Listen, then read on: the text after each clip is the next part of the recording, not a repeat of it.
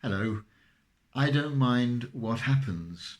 A quote from Krishnamurti, the Indian thinker philosopher who died in 1986. He was lecturing, offering some of his many profound thoughts about living, when he stopped, leant over the lectern, and said, "Do you want to know what the real secret is?" And of course, they were all on the edge of their seats. And he said, "I don't mind what happens." It's a way of looking at life that in some ways sounds negative. After all, you could argue if everybody just sat back and let things happen, nothing would ever change. But it's more positive than that, because he's saying, I think, that you allow yourself to be carried forward in life, not denying your own skills and abilities to do things, to respond to life, but not allowing yourself to be led by your own desires, your own wishes, your own needs, your own desire for security. In that context, saying, "I don't mind what happens."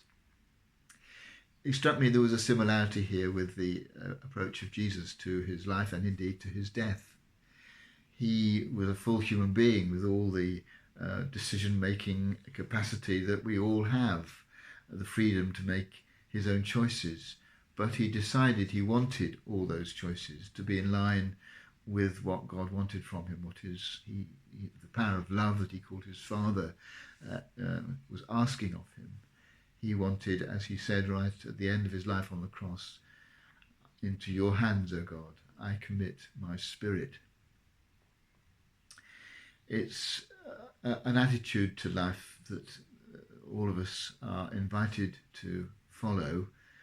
For some who are not Christians, it will be an openness to a power of love in the world, and to let go of our own hopes and fears and wishes in order to be caught up in that power of love.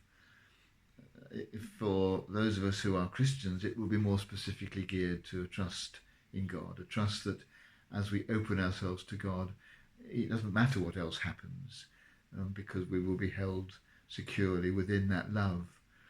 And it may be that we experience difficulty and suffering and hardship, but all those things will not matter as much as the fact that we're held within the love of God and being open to his will, doing what God wants. Today's April Fool's Day, and for many people that's a very foolish way of approaching life. They would say, we've got these skills, these abilities, these powers of making decisions for ourselves, we should just use them. And to give your life over to some other force, particularly when you can't really identify it, as they would say, is foolhardy. But I think foolishness often speaks wisely to the world. And in the medieval tradition, the fool was the person who spoke the truth to the king.